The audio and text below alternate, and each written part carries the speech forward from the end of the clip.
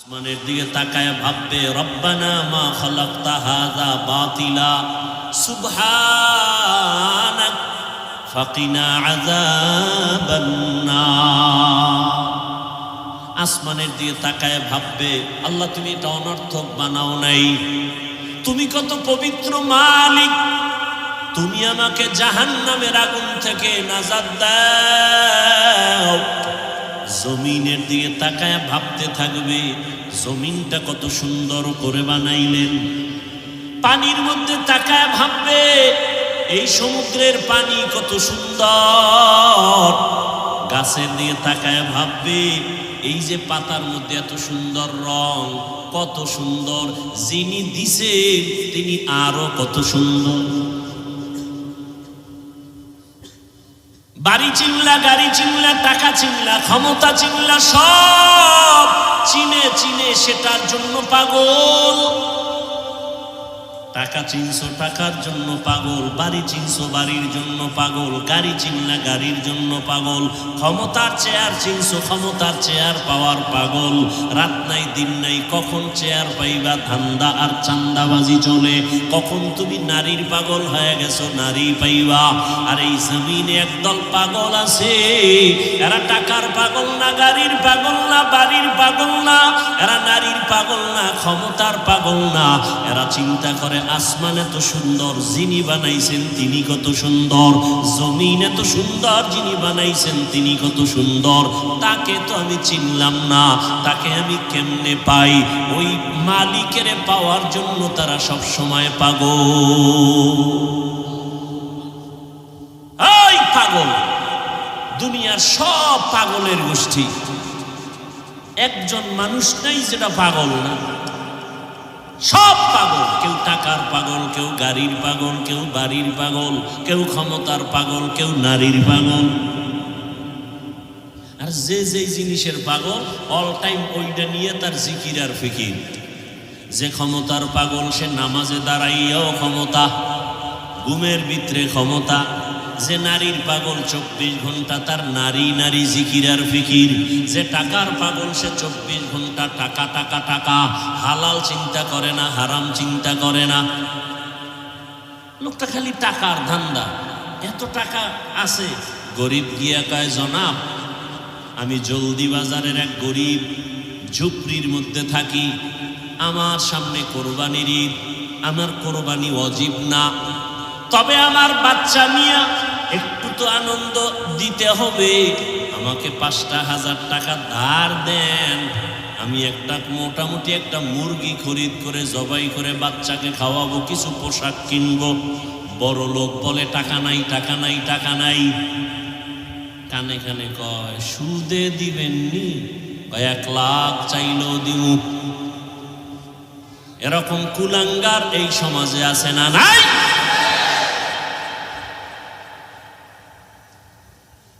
তোমরা আমাকে হুজুরকে পাগল কও না? হ্যাঁ, আমরা পাগল, তবে আমরা নারীর পাগল না, গাড়ির পাগল না, টাকার পাগল না, ক্ষমতার পাগল না, চান্দাবাজি ধান্দাবাজির বিশ্বাসী না, আমরা আল্লাহর পাগল। কার পাগল? বুঝলেননি? দুনিয়ার সব পাগল। বুঝেন নাই? দুনিয়ার সবাই পাগল, একজনও পাগল ছাড়া নাই। আর যে যেই জিনিসের পাগল, তার ফিকির জিকির ওইটা নিয়ে 24 ঘন্টা। আমরা আল্লাহর পাগল, আমরা আল্লাহ নিয়েই ভাবি। আখেরাতের পাগল, আখেরাত নিয়েই চিন্তা। আমার চান্দাবাজি ধান্দাবাজির চিন্তা নেই। হ্যাঁ, আল্লাহ হেদায়াত দান করুন। বলতেছিলাম, কপাল, কপাল যদি পুড়িয়া যায়, রহমতের নবী কি 13টা বছর একটানা দেখার পরও কালেমা কপালে আসে না। আর কপাল যদি খুলিয়া যায়, রহমতের নবীকে জবাই করতে আসিয়াও কালেমাওয়ালা হয়ে যায়। এর নাম কি? কপাল। বহুদিন ধরে এই এলাকায় প্রচারণা চলতেছিল, আজকে ওয়াজ মাহফিল হবে। অনেক কপালওয়ালারা শুনছে কিন্তু আসতে পারে নাই। আর একদল আল্লাহর আশিকরা আসছেন কিন্তু বেহেশতের বাগানে ঢুকতে পারে নাই। দোকানে দোকানে ঘুরে গল্প করে আর আড্ডা দিয়া হাসি তামাশায় কবিরা গুনাহ করে, তাজা তাজা গুনাহ আছে না নাই?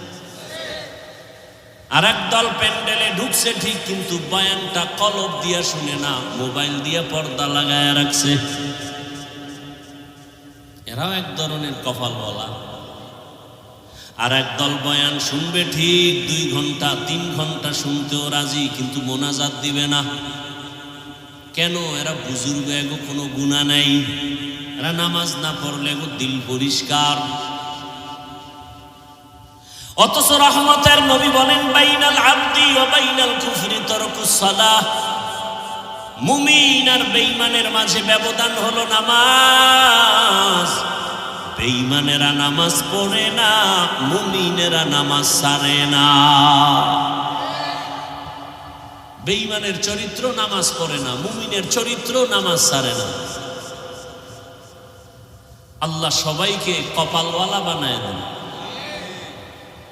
দোয়া করে যাবেন তো ইনশাআল্লাহ, না আগেই ভাগবেন? এরকম বুজুর্গ আসেননি?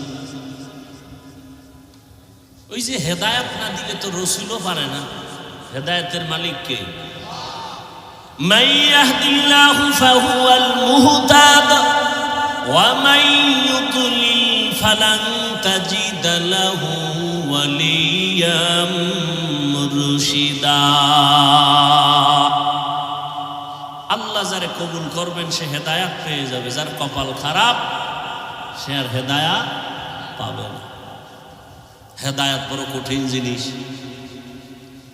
আমি হুজুরে বয়ান করি আমি হেদায়েত পাইছি, মোটেও বলার উপায় নেই।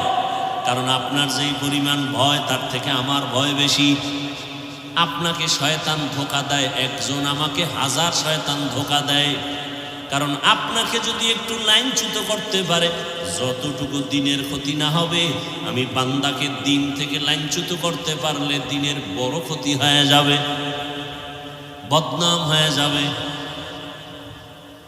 এই জন্য শয়তান আমাদের অনেক ধোঁকা দেয়। হেদায়েত বড় কঠিন জিনিস।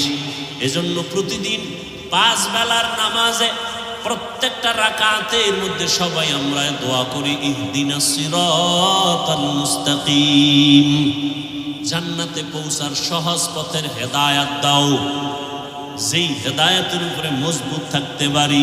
আরে নামাজে দাঁড়াইছি তো হেদায়েতে আসি বলেই তো নামাজে দাঁড়াইছি, আবার কেন হেদায়েতের দোয়া চাই?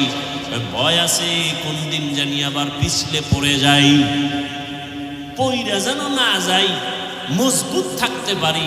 সেই ইস্তেকামত দান করো। আল ইস্তেকামাতু খায়রুম মিন আলফি কারামা। ইস্তেকামত আল্লাহর প্রিয় ওলি যারা, এদের হাজারো কারামত থেকে দাম বেশি ইস্তেকামতের। ইন্নাল্লাযীনা ক্বালু রাব্বুনাল্লাহ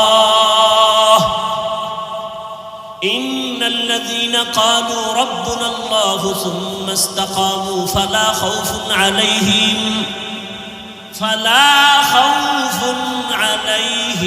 ওয়ালা হুম ইয়াহজানুন।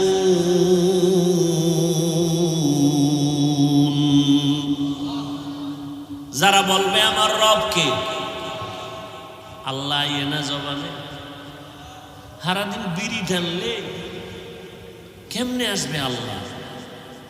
সারাদিন জবানে গালাগালি করলে কেমনে আসবে আল্লাহ? সারাদিন জবানে যদি আলেমের বদনাম বলে কেমনে আসবে আল্লাহ? আল্লাহ হেদায়েত দান করুন।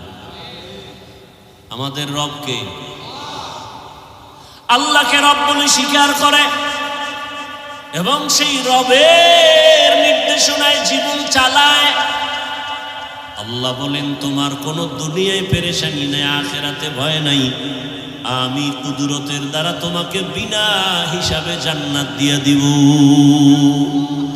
আতিনা ফি দারে দুনিয়া না হাসান, আতিনা ফি দারে উকবা না হাসান, ইয়া গিয়াসাল المستغيثين اهدنا الافتخار بالعلوم والغنى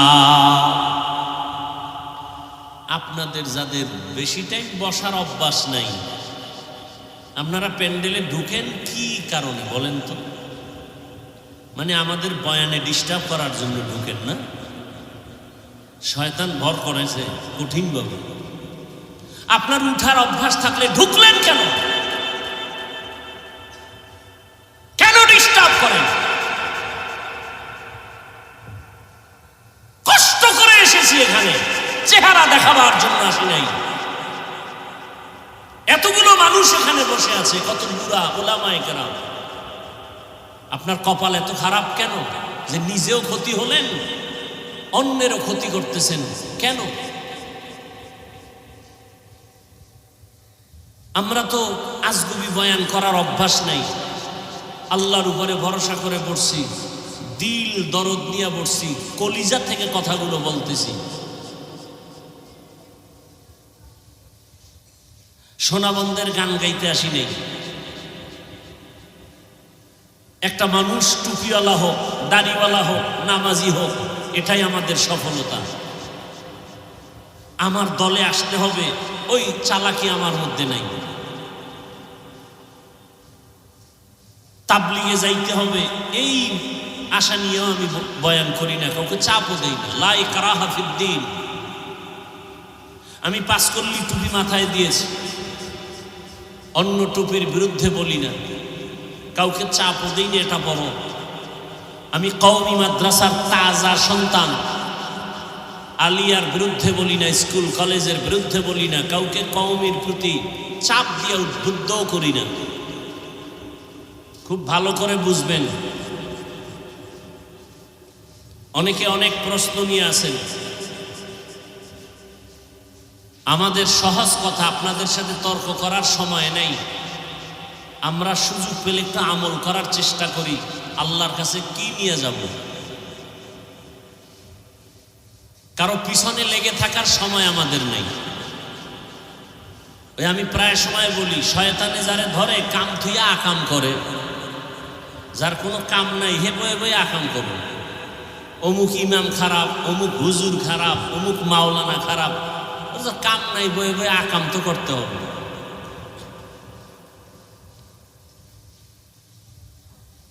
আর যার উপরে আল্লাহ চরম অসন্তুষ্ট, তার প্রথম পরিচয় সে আলেমের পিছনে লাগে।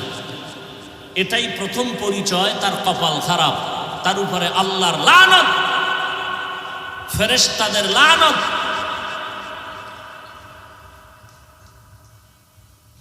আল্লাহ সব ভাইকে হেদায়েত দান করুন।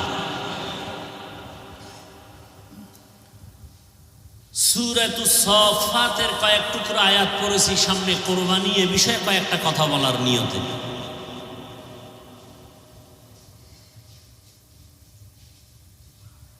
পৃথিবীর প্রথম মানুষ আদম আলা নবিয়িনা ওয়া আলাইহিস সালাতু ওয়াস সালাম,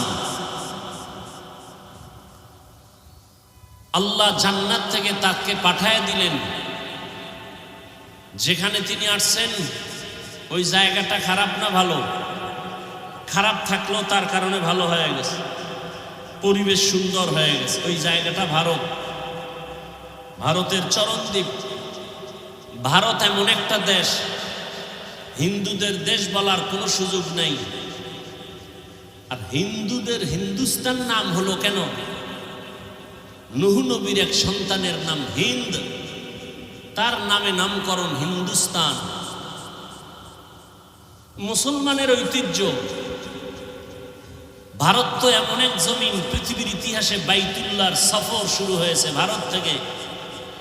পৃথিবীর ইতিহাসে প্রথম হজ শুরু হয়েছে ভারত থেকে। মুসলমানের পুরা জমিন ভাগ করেন কেন? জমিন পুরাটাই মুসলমানের জমিন। আল্লাহর প্রিয় যারা, তাদের অধিকারে জমিনে বেশি। আল্লাহর প্রিয় যারা, তারা মুমিন। আর এই মুমিনদের মধ্যে শ্রেষ্ঠ, আরো প্রিয় আখিরি নবীর উম্মত।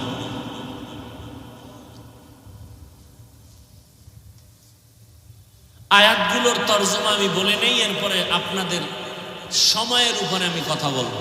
উঠা বসা করলে মোনাজাত দিয়ে দেব, এত পেরেশানি আমার নাই। যত তাড়াতাড়ি ছেড়ে দিতে পারি আমারও সুবিধা আছে। আপনি শুনবেন না কথা, আমি বলবো কেন? আপনাকে জান্নাতে ঢুকানো তো আমার ফরজ না। আপনি দাওয়াত দিছেন, আসছি। দাওয়াত না দিলে আসতে পারতাম? কথা বলেন না কেন? সেই সময় আছে। দাওয়াত দিছেন, আসছি। দিনের কথা শুনবেন, আপনারাও আসছেন। এখন যদি আপনাদের মনে না চায়, আমার বলার দরকারটা কি? আর আপনার যদি মনে চায়, আমার কষ্ট হলেও বলবো, স্বার্থ দিনের জন্য, আর কিছু না। ইব্রাহিম আলাইহিস সালাম ইরাকের বাবেল শহরে তিনি আসবেন। তখন ওই শহরের অধিপতি নমরুদ নামের এক ব্যক্তি স্বপ্ন দেখলো একদিন যে একটা বাবেল শহরের মধ্যে একটা আগুন উঠছে। আগুন উঠা পুরা শহরটাকে জ্বালায় দিচ্ছে। নমরুদ স্বপ্ন দেখে ভয় পেয়ে পরের দিন ওজিরদের ডাকলো,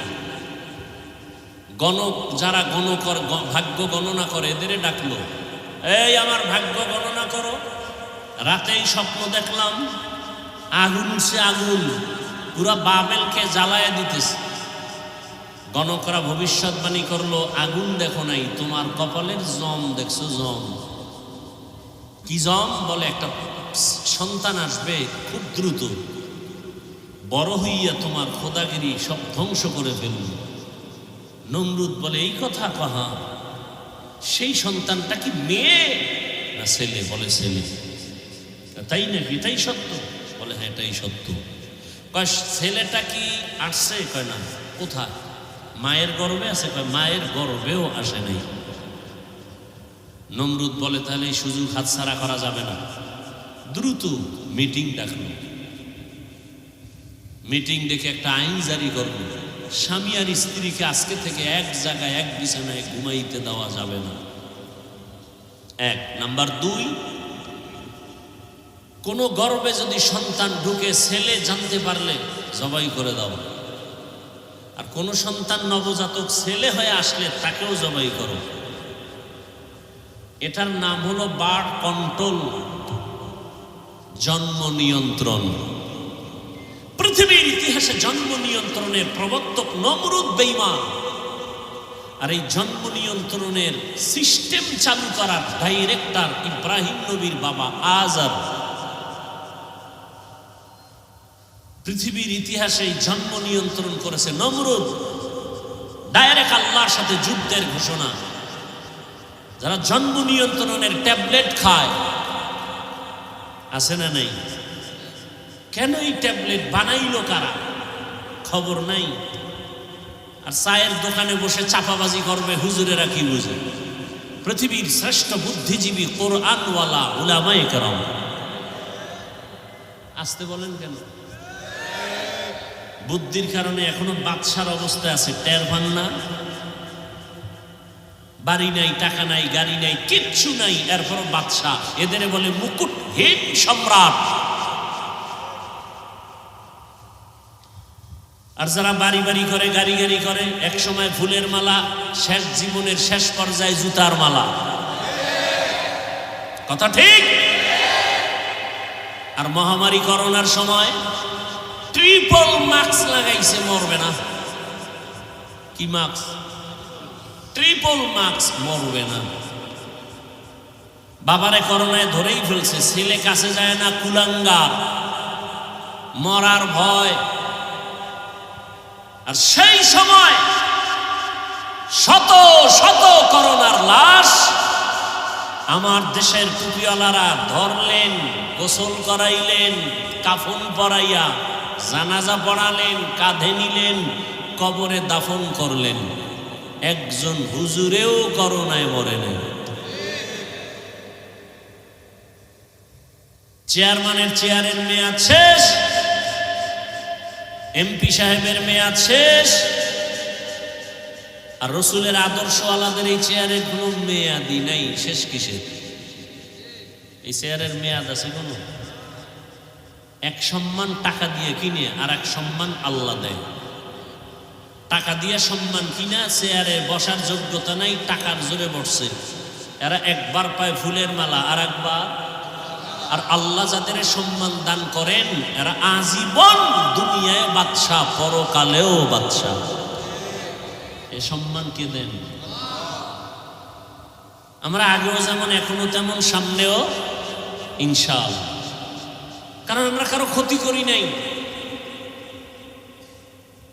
আমাদের এই টুপির কারণে সরকার আমগো স্যালিউট দেয় না, বরং গালি দেয়। আমাদের বিরুদ্ধে পদে পদে পদে পদে বেঈমানরা আছে, মুনাফিকরা আছে, শুধু বিরোধিতা বিরোধিতা বিরোধিতা।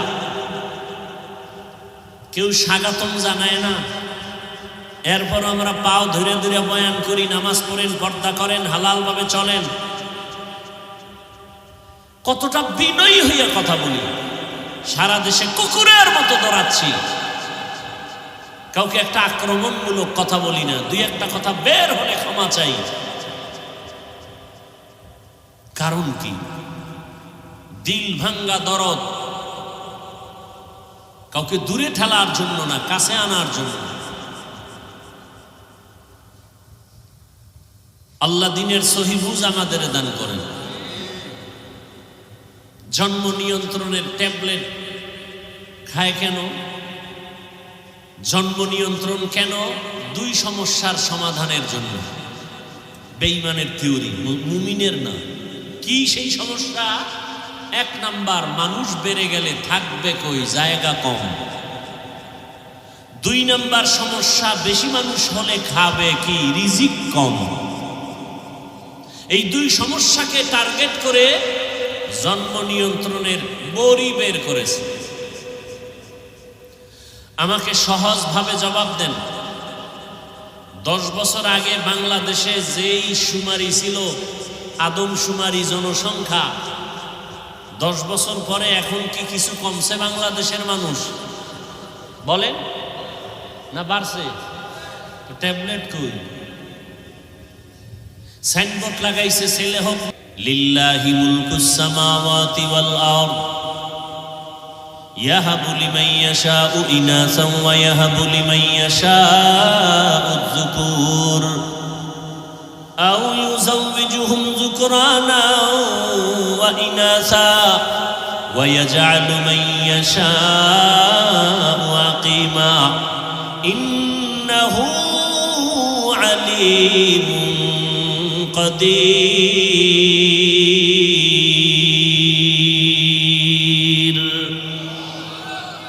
আল্লাহ তাআলা বলেন, আসমান ও জমিনের পুরো ক্ষমতা আমি আল্লাহর কুদরতের হাতে। আমি আল্লাহ কাউকে চাইলে ছেলে দেই, কাউকে মেয়ে দেই, কাউকে দোনোটা দেই, কাউকে কোনোটাই দেই না। ক্ষমতা কার? কাদের কুদরত দারি বার কামাল আনতা রব্বি আনতা হাসবি যুল জালাল তুহি কাদের জলিলুল্লাহ জাহাদার বাহর হালে তুহি মেরা নেগাহদার। নমরুদ আজরকে বানায় দিলেন ডাইরেক্টর। স্বামী আর স্ত্রী এক জায়গায় ঘুমাতে পারবে না। ছেলে সন্তান যদি আসতে চায় জবাই করে দাও। জন্ম নিয়ন্ত্রণ। আল্লাহ পাক বলেন, আমি যাকে দুনিয়ায় পাঠাবো দুনিয়ার কোনো কৌশল তাকে ফিরাইয়া রাখার ক্ষমতা নাই। আল্লাহর সাথে পাল্লা দিয়া নমরুদ পারছে, ফেরাউন পেরেছে। কোটি টাকার মালিকই দেখো অভাব হয় না দূর, গরিবে ঘুমায় আরাম করে মনটা বাহাদুর। ফেরাউনের লাশটা দেখো মিশর জাদু ঘরে, খায় না মাছি, খায় না মাটি, পোকা মাছি সবাই ঘৃণা করে। হৃদয়ে থাকিবে যার নম্রতা সাদা, রহমত আসিবে সেথা প্রভুর ওয়াদা।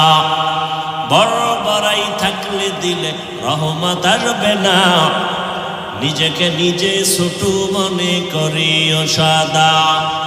উঁচু জমিন থেকে পানি নিচু জমিনে যায়, তেমনি খোদার রহমত আসে নম্রতার হৃদয়। ভোগবিলাসের বাড়ি গাড়ি পরে রবে সব, ভোগবিলাসের বাড়ি গাড়ি পরে রবে সব। থাকতে সময় স্মরণ করো আল্লাহ আমার রব, থাকতে সময় স্মরণ করো আল্লাহ আমার রব। আল্লাহ তাআলা যাকে পাঠাবেন কেউ ফিরায় রাখার ক্ষমতা নাই। আল্লাহ যাকে সন্তান দিবেন হাজারো ট্যাবলেটও যদি ব্যবহার করে সন্তান ফিরাতে পারবে না। জমিনের মধ্যে বান্দা যত কৌশল করবে, কই 10 বছর আগের থেকে তো আমরা দেখতেছি সন্তান কমাও কমাও কত স্লোগান। এই কমাও কমাও ফাটি কইরা কত মানুষ বেতন খাইয়া সংসার চালায়, আছে না নাই? কিন্তু আমার মাওলার সাথে পাল্লা দিয়া কেউ আগাতে পারে নাই। জনসংখ্যা বেড়েই চলছে। আল্লাহ বলেন রিজিকের মালিক আমি, জনসংখ্যা বেড়েছে রিজিকও বাড়িয়ে দিয়েছি আমি আল্লাহ। মুরব্বীরে একটু জানা থাকলে জবাব দিবেন, 1% জায়গায় 20-30 বছর আগে যেই পরিমাণ ধান হইতো এখন কি কম না বেশি? কে বাড়াইছেন? সরকার। কে বাড়াইছেন? وَتَرْزُقُ مَن تَشَاءُ بِغَيْرِ حِسَابٍ گر توکل میکنی هر صبح شام میرساند رزق تو از لامقام جز به حق چی زی مخاعد سجا فضل او عمست در জুমলা জাহা। জন্ম নিয়ন্ত্রণের জন্য ডাইরেক্টর আজরকে বানাইলো। আমাদের গ্রাম্য একটা প্রবাদ আছে, যেখানে বাঘের ভয় সেখানে রাত পোহায়। যেই আজরকে ডাইরেক্টর বানাইছে আল্লাহ কয়ে দেখ ওই ডাইরেক্টরের ঘরে আমি ইব্রাহিমকে পাঠাবে, এটা আমার সিদ্ধান্ত। একটু আগেই বসিয়েই বলছিলাম বান্দা চাইলে কিছুই হয় না, আমার আল্লাহ চাইলেই সব হয়। নমরুদ চাইছে ইব্রাহিম আসতে পারবে না, আল্লাহ চাইছেন আমি ইব্রাহিমকে জমিনের মধ্যে পাঠাবো, আল্লাহ পাঠাইলেন এবং নমরুদের দফা সব খতম করে দিলেন। ইব্রাহিম জমিনের মধ্যে আসছে, গোপনে গোপনে রাখছেন। বিশাল বড় ইতিহাস। আম্মা জান পাহাড়ের গর্তের মধ্যে নিয়া ইব্রাহিমকে প্রসব করে ওখানে রাখেন। আজও যদি জানতে পারে লজ্জায় মাথা গরম হয়ে যাবে। নমরুদ জবাই করার হুকুম দিয়ে দিছে।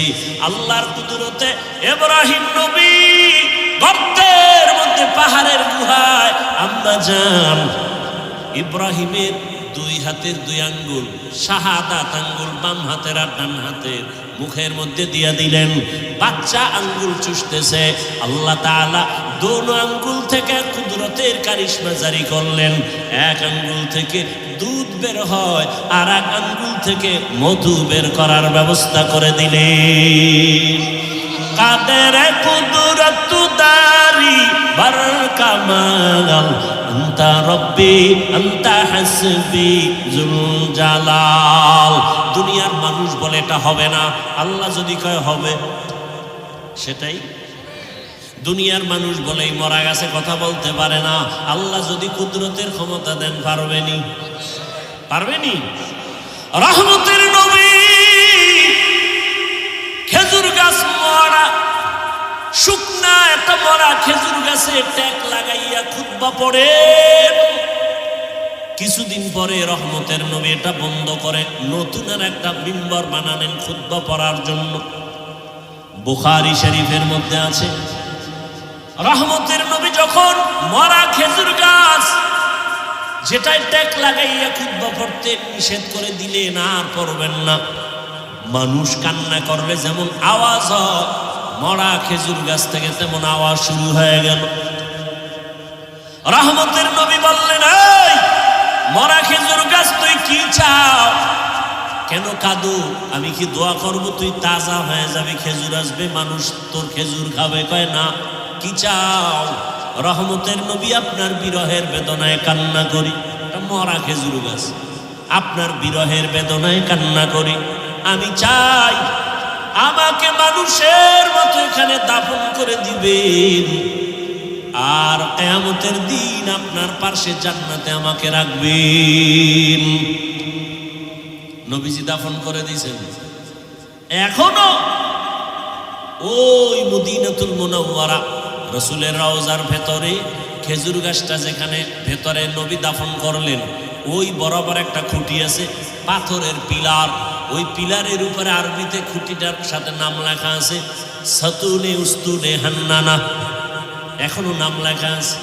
মরা খেজুর গাছ সম্বলিত সেই খুঁটি, এটার নিচে বরাবর যদি যাইতেই থাকে।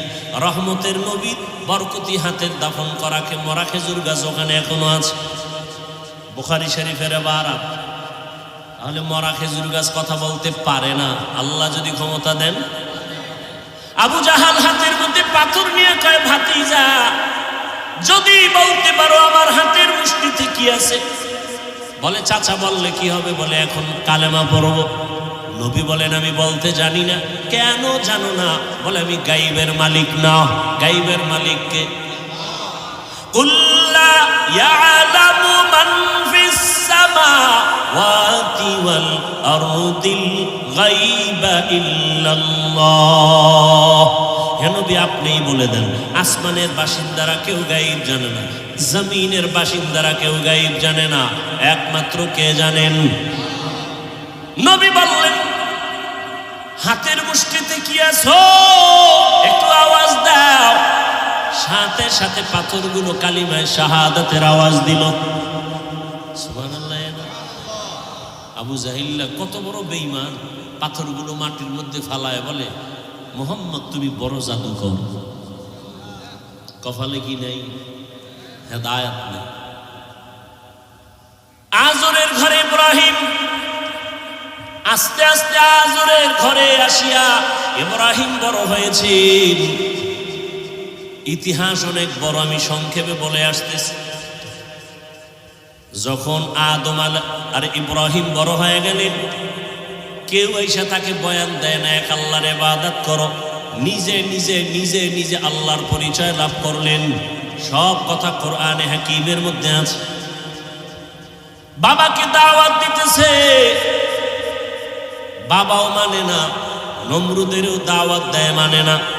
নমরুদ উল্টা পাল্টা প্রশ্ন করে, ইব্রাহিম নবী জবাব দেন। এক পর্যায়ে দেখলু এই ইব্রাহিম তো আমার সব কিছু ধ্বংস করে ফেলবে, তাহলে তাকে বড় হওয়ার আগেই, বাড়াবাড়ি করার আগে তাকে মেরে ফেলতে হবে। অগ্নিকুণ্ড সাজাইয়া ওই আগুনের মধ্যে ইব্রাহিমকে ফেলবে। অগ্নিকুণ্ড সাজাইয়া ইব্রাহিমকে আগুনে ফেলতে গিয়া যখন ইব্রাহিমকে অনেক প্রচেষ্টা চালাইল, চরক গাছ বানাইল, রশি লাগায় টেনে ফেলবে, কারণ আগুনের এত তাপ, কাছে কেউ যেতে পারে না। ওই গাছের সাথে চরখার মতো ঘুরায় ঘুরায় আগুনে ফেলবে, কিন্তু পারে না। গাছও ঘুরে না, রশি টানেও নড়ে না। কি করা যায়? ব্যর্থ হয়ে যাবে নমরুদ। শয়তান এসে পরামর্শ দেয়, এই মুহূর্তে যদি ইব্রাহিমের পরনের কাপড় খুলে দাও, রহমতের ফেরেশতা চলে যাবে, ইব্রাহিমকে আগুনে ফেলে দেওয়াটা সহজ হবে।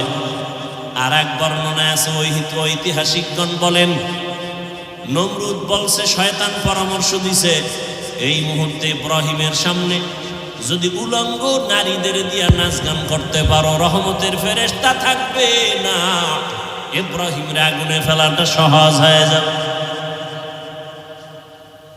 নমরুদ নাচ গানের ব্যবস্থা করলো, উলঙ্গ নারীদের নাচ, অথবা ওই যে ইব্রাহিমকে উলঙ্গ করবে, এই কথা যদি মানতে যায় তো নমরুদ বলে ইব্রাহিমের পরনের কাপড় কে খুলবে? কেউ সাহস পায় না। আরে আল্লাহ ওয়ালা যারা, আল্লাহর প্রিয় পাওয়ারওয়ালা যারা, এদের কিচ্ছু নাই, চলেও সাদা সিধা, কিন্তু বড় বড় সন্ত্রাসীরা যখন তার সামনে যায় মোমের মতো দুর্বল হয়ে যায়। এটাকে বলা হয় রব। আমার রসুলকে আল্লাহ রব দান করেছিলেন। বহু অমুকের ফাটায় দিবে, এই করবে সেই করবে, আল্লাহওয়ালাদের ব্যাপারে যারাই যত বেয়াদবি করে সামনে আসলে তওবা করতে বাধ্য হয়ে যায়। এটা আল্লাহর কুদরতি একটা পাওয়া। তো ইব্রাহিমের পরনের কাপড় কে খুলবে, উলঙ্গ কে করবে, কেউ সাহস করে না। বাবা আজর রেডি হয়ে গেল।